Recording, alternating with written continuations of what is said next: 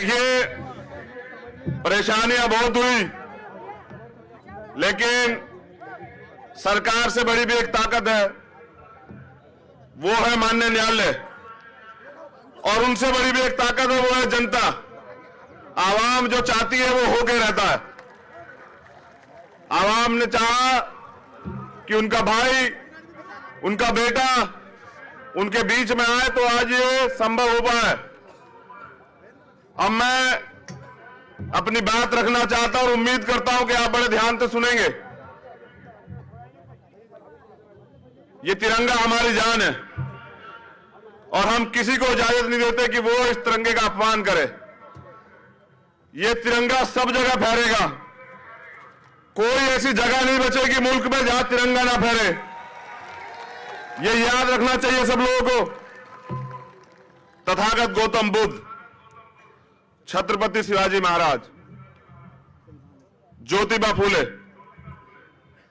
मां सावित्रीबाई फूले, साहू जी महाराज, संत गाडगे जी महाराज और बाबा साहब अंबेडकर,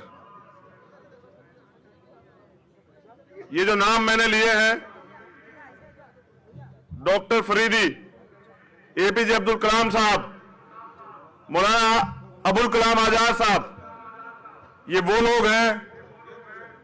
ये तस्वीर है भारत की जो हमेशा मानवता, प्रेम, समता, समानता, बंधुत्व, भाईचारे पे काम किया गया जिनके द्वारा।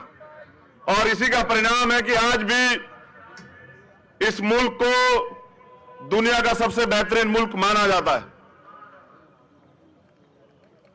अब इस विरासत को आगे बढ़ाने की जिम्मेदारी इस मुल्क में रहने वाले हर व्यक्ति की है।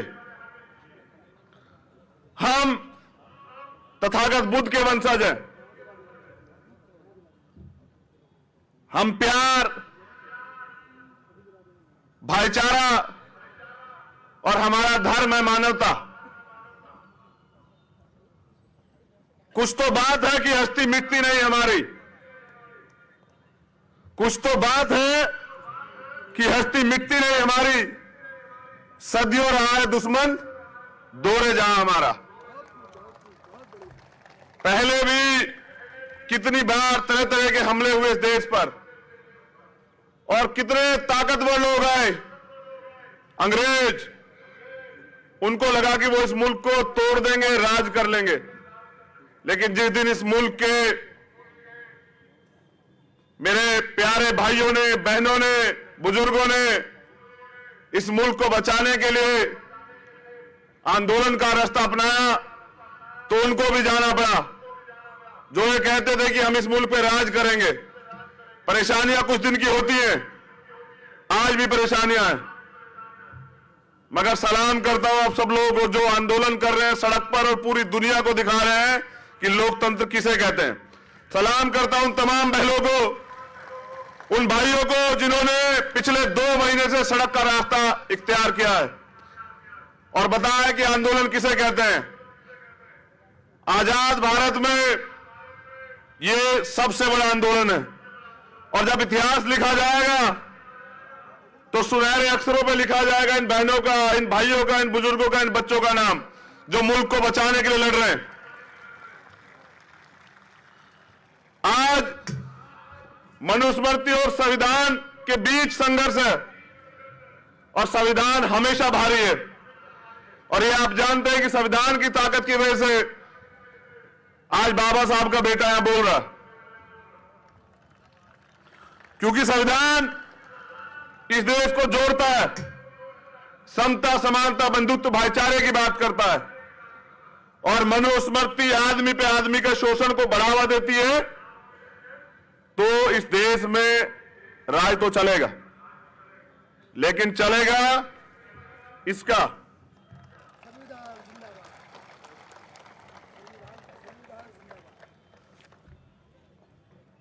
देखिए, सरकारें बदलती हैं। मैं एक पर्सनल बात शेयर कर रहा हूं सब लोगों से, मेरे परिवार के लोग यहां हैं। सरकारें बदलती हैं, सोच नहीं बदलती। हमारी वोट सबको चाहिए, बहुजनों की। हमारी आवाज नहीं बर्दाश्त करेंगे। हमारे मुद्दों पे बात नहीं करेंगे। जब मैं पिछली बार आया था, सरकार भाजपा की थी, मुझे 3 दिन बंद रखा गया होटल में। यहां तक बाबा साहब की भूमि भी नहीं जाने दिया गया। फिर मुझे कोर्ट का सहारा लेना पड़ा। इस बार उम्मीदें कम थी कि इस बार ऐसा नहीं होगा, लेकिन फिर वही बात। बाबा साहब के बच्चे, अमन चैन चाहने वाले बच्चे, आपके भाई इस मुल्क में सबके लिए खतरा हो गए, क्योंकि न्याय ईमानदारी की बात कर रहे हैं, हक की बात कर रहे हैं, अपने लोगों को जगा रहे हैं। और ये लोग नहीं चाहते कि लोग जागें। जाग जाओगे तो अपना हक मांगोगे, और ये लोग आपको आपका हक देंगे नहीं।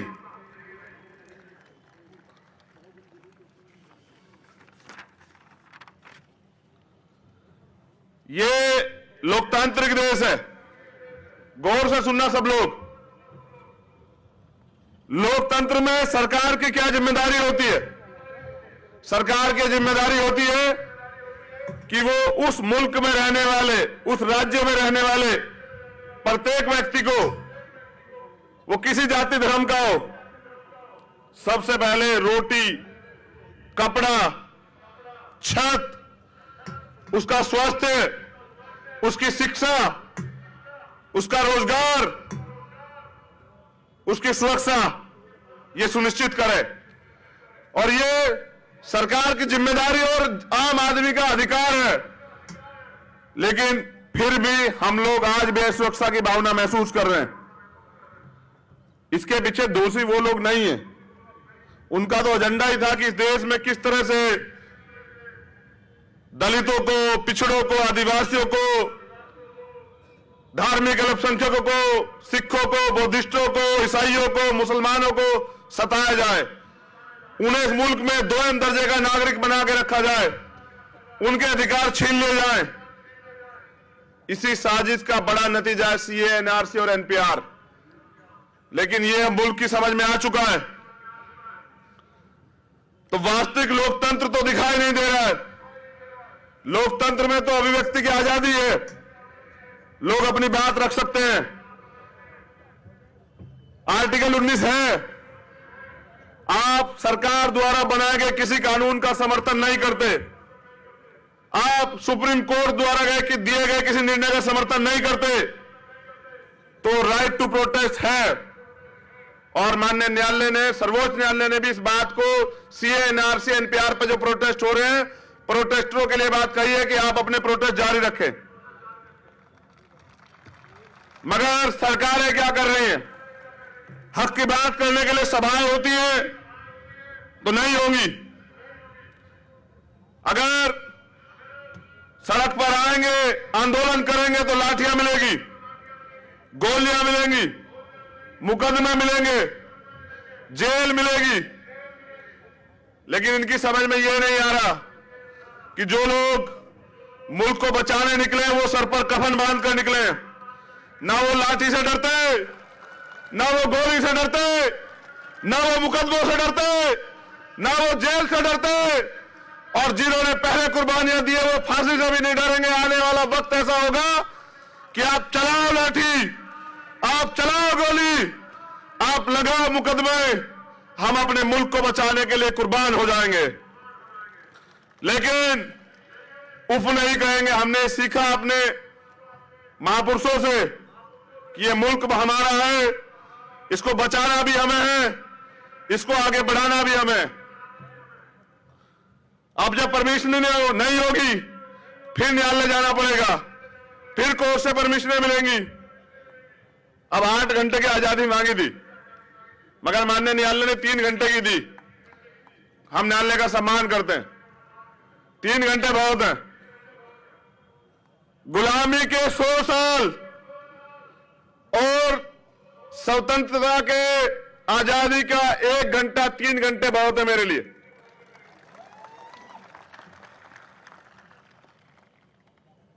हम अपनी बात को कहेंगे, पूरी जिम्मेदारी से कहेंगे। ये आज वक्त की जरूरत है। हम गैर जिम्मेदार लोग नहीं है मुल्क में। मैं उत्तर प्रदेश के सीएम आदित्य योगी नाथ की तरह गोली और बोली के बयान नहीं दूंगा। जैसे वो कहते हैं कि जो बोली से नहीं मानेगा गोली से मानेगा, मैं ये कह रहा हूं चलाओ गोली। कल बंद है हमारा भारत बंद किया हमने आरक्षण और सीए एनपीआरसी एनआरसी और एनपीआर को लेके। आप चलाओ गोली, मारो हमारे निर्दोष लोगों को। मगर याद रखना, भाजपा के लोगों, सरकार बदलेगी। जिस दिन सरकार बदली, एक एक जुर्म का हिसाब लिया जाएगा। ये जो क्राइम तुम कर रहे हो, लोकतंत्र में भारत का संविधान ये कहता है कि सबको बराबरी के अधिकार है। क्राइम करने वाला चाहे आम आदमी हो, चाहे प्रशासन का व्यक्ति हो, चाहे शासन का व्यक्ति हो, चाहे कोई मंत्री हो, चाहे गृह मंत्री हो, मुख्यमंत्री हो, चाहे वजीर आजम हो, जो क्राइम करेगा सजा जरूर मिलेगी। आज हो सकता है बच जाओ, कल बहुजनों का राज आएगा तो नहीं बचोगे। वादा कर रहा हूं मैं अपने आवाम से,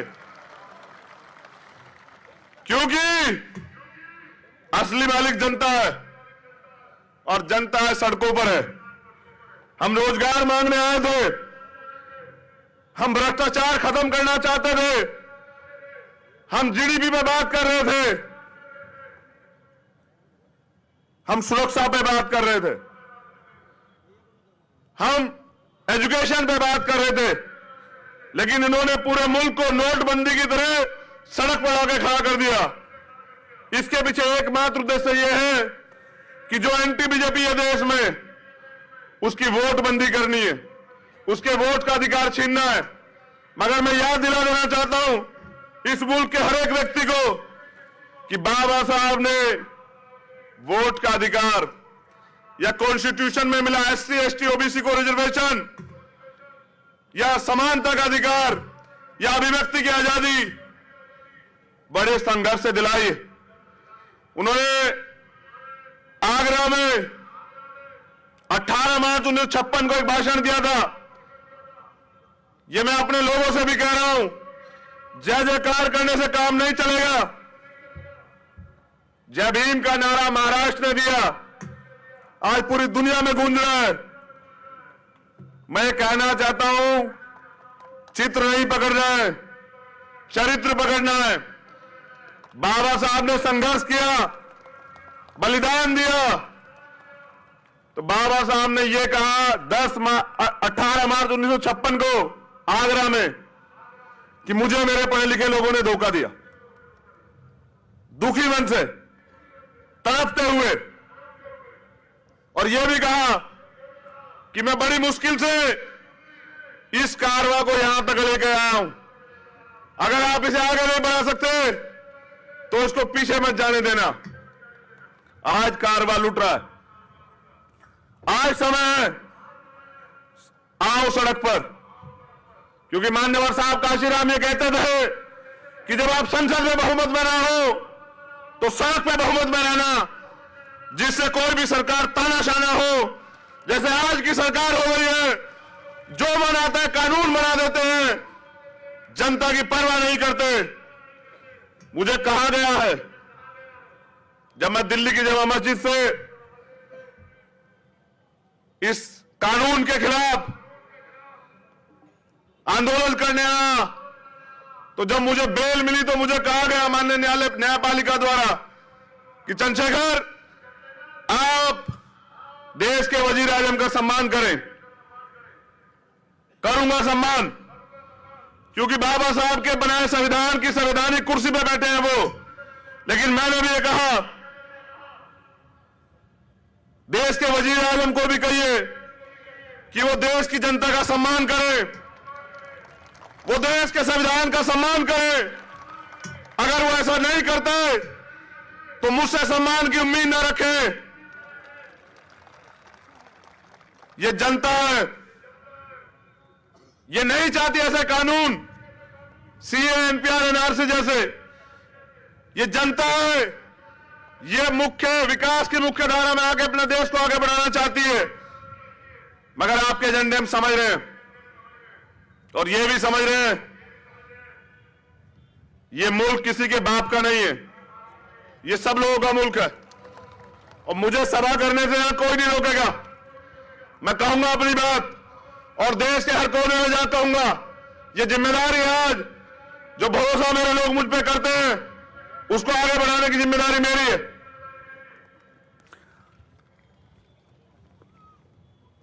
नागपुर की पुलिस ने भी सही कहा कोर्ट में कि दो विचारों का टकराव हो रहा है, यहां बिल्कुल टकराव है।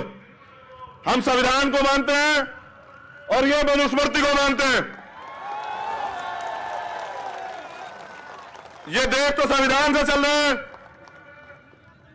तो दूसरी विचारधारा यहां नहीं चलेगी।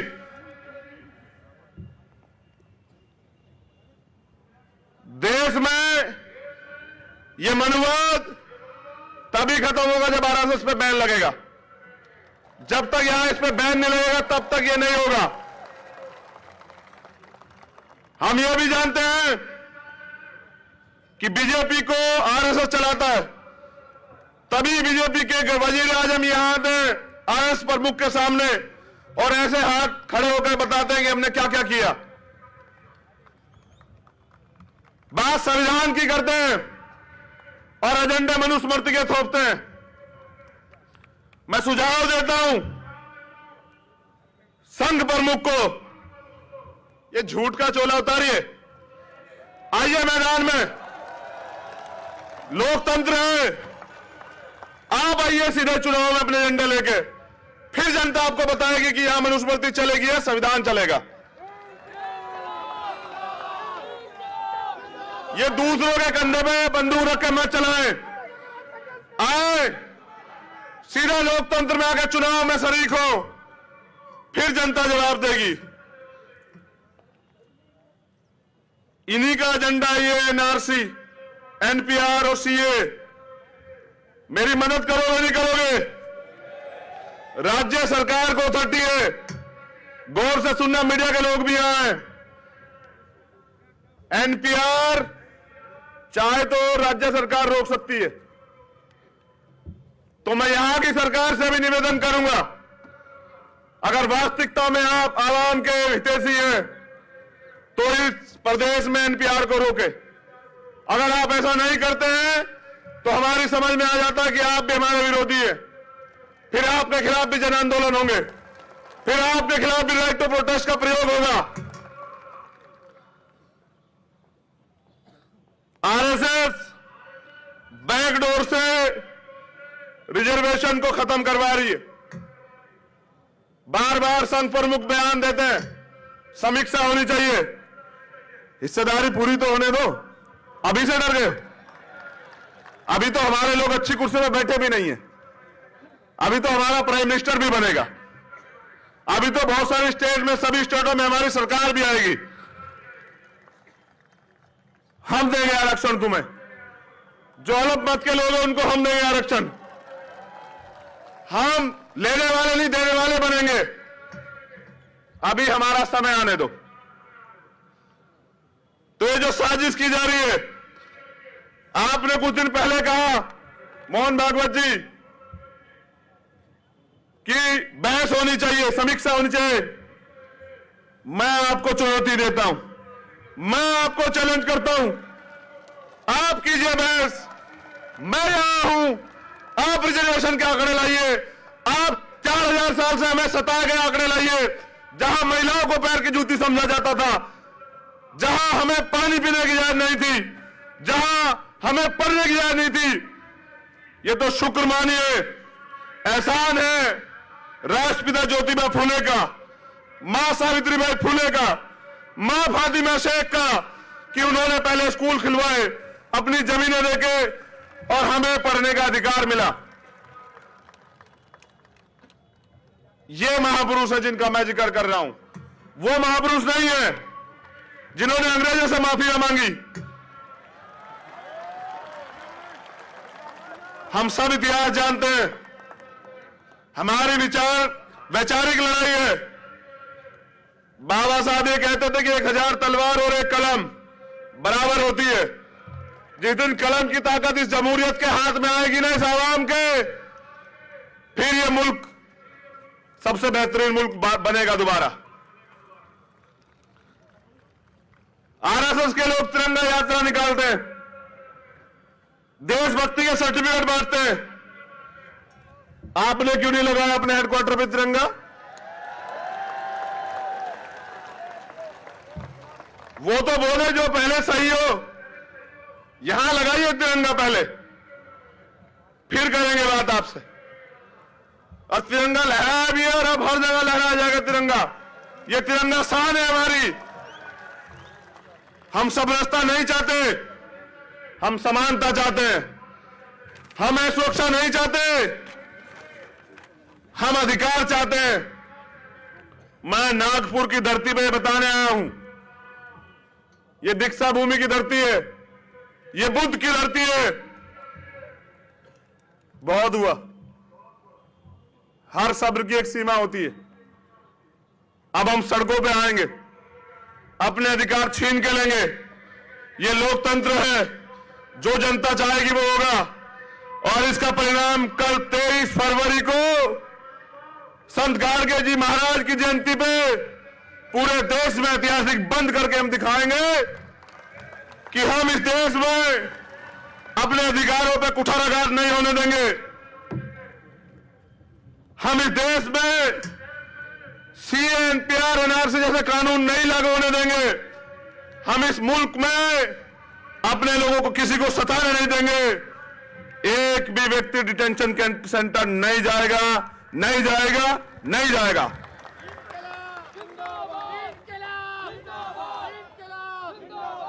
इनकलाब आएगा, मनुवाद हारेगा, अंबेडकरवाद जीतेगा, बाबा साहब के संविधान की जीत होगी, फिर भारत प्रबुद्ध भारत बनेगा। आने वाला समय बहुजनों का है। मैं तुम्हें भी नसीहत दे रहा हूं, टुकड़ों में बटे रहोगे, सियासी लोगों की बातों में रहोगे तो ऐसे ही सरकार इनकी बनेगी और तुम्हारा यही हाल होगा। तुम्हें क्या लगता है शोषक तुम्हें न्याय देगा? जिनका एजेंडा ही तुम्हें सताने का, उनसे उम्मीद कर रहे हो वो तुम्हारी बात करेगा। तुम्हें सरकार बनना पड़ेगा, तुम्हें एकजुट होना पड़ेगा, तुम्हें अपने राज को लाना पड़ेगा। बाबा साहब ने कहा था 21वीं सदी किसकी है? हमारी है। वो समय दूर नहीं कि बहुजनों का राज आएगा। बहुजन हिताय, बहुजन सुखाय आगे बढ़ेगा। इस देश का दलित, पिछड़ा, आदिवासी, मुसलमान, सिख, बौद्धिस्ट, क्रिश्चियन, इस देश की तमाम महिलाओं को बराबर के अधिकार मिलेंगे और तब ये देश प्रबुद्ध भारत बनेगा। ये जरूरी बात कर रहा हूं। सवाल ये नहीं कि मौत के बाद जीवन है या नहीं। सवाल ये है, असल सवाल ये है कि मौत से पहले आप जिंदा थे या नहीं। मुर्दा लोग मिशन नहीं चलाते और जिंदा लोग रुकने नहीं देते। इसी बात का एहसास कराने के लिए निकला हूं। और जैसा मैंने कहा, जान तो एक दिन जाएगी। अब ये मुझे तय कर रहा है कि गुलाम बनकर जीऊंगा या आजाद जीऊंगा। जैसा मैंने कहा, गुलामी के 100 साल और आजादी के 3 घंटे, ये 3 घंटे मुबारक हैं। लेकिन आजाद जिया था, आजाद मरूंगा। और मैं ये भी बता दूं कि हम यहां गुलामी सहने के लिए नहीं पैदा हुए। हमारा जन्म यहां राज करने के लिए हुआ है। इस देश में ये जो कमजोर तबके के लोग हैं, ये राज करेंगे। इस देश में मानवतावादी राज आएगा और ये जीतेगा। ये दोनों हाथ से देख लो, ऐसे ये देखो, ये जीतेगा। और जिस दिन ये पूर्ण रूप से लागू होगा, एक भी नागरिक को सुरक्षा की भावना नहीं रहेगी। मैं ये भी कह देता हूं, मुझे कहने में कोई बुराई नहीं है। शुक्रिया अदा करना चाहिए देश में तमाम लोगों को, अपने मुस्लिम भाइयों का, अपनी बहनों का, अपनी बच्चियों का, अपने बुजुर्गों का। क्यों? ये जान लो, इसलिए करना चाहिए कि 3 तलाक पे बाहर नहीं आया था मुसलमान इस देश में, 370 पे बाहर नहीं आया था इस देश में मुसलमान, बाबरी मस्जिद पे बाहर नहीं आया था। इस मुल्क की एकता के और मुल्क के संविधान के और न्यायालय के साथ खड़ा रहा। लेकिन जब इस मुल्क के संविधान को खतरा हुआ, उनकी नागरिकता को खतरा हुआ, जब फिर इस मुल्क से उन्हें हटाने की बात आई, तो सबसे पहले वो सड़कों पे आया। इसलिए मैं सलाम करने के लिए आप लोगों को यहां आया हूं। और कितनी जगह आंदोलन चल रहा है, जैसा मैंने कहा कि पूरे मुल्क में, आजाद भारत में ऐसा आंदोलन कभी नहीं हुआ। अब मैं कह देना चाहता हूं कि आंदोलन तब खत्म होगा जब इस मुल्क से ऐसे काले कानून खत्म हो जाएंगे और इस मुल्क में इन कमजोर तबके लोगों को बराबर के अधिकार मिलेंगे। अब हम काम करेंगे कि संख्या के आधार पर देश में आरक्षण लागू हो। SC, ST, OBC, माइनॉरिटी के लोगों को उनकी आबादी के हिसाब से, जो बाबा साहब के सामाजिक न्यायिक मूल्यों का सिद्धांत था, सामाजिक मूल्यों का, कि उनकी आबादी के हिसाब से उनको अधिकार मिले। अब हम प्रयास करेंगे इन कमजोर तबके लोगों को जोड़ के इनको इनके अधिकार दिलाएं।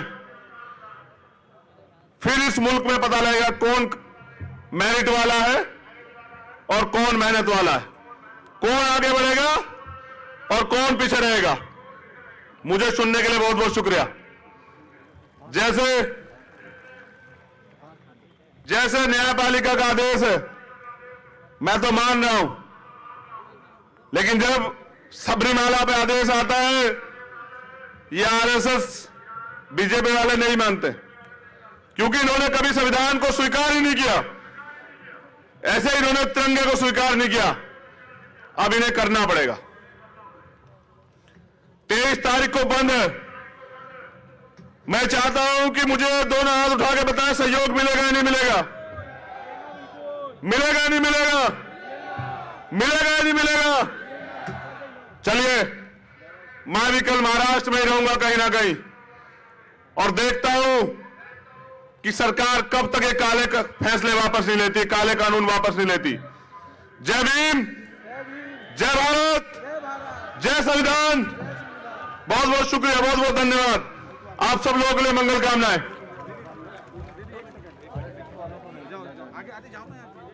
अच्छा सुनिए, एक बार इतनी जोर से नारा लगाओ कि दिल्ली तक आवाज जाए। कुछ लोग यहां जय भीम सुनना नहीं चाहते, उनके एजेंडे में नहीं है। सुना दे उनको जय भीम, सुना दे क्या? जय भीम। कार्यालय तक आवाज जानी चाहिए। जय भीम, जय भारत, जय भीम, जय भारत। आवाज दो, आवाज दो। बाबा साहब अम्बेडकर, बाबा साहब अम्बेडकर, जय भीम। बहुत बहुत शुक्रिया। Subscribe to Nation Next YouTube channel and press the bell icon to get regular updates from Nation Next. Also like Nation Next Facebook page and follow us on Instagram and Twitter.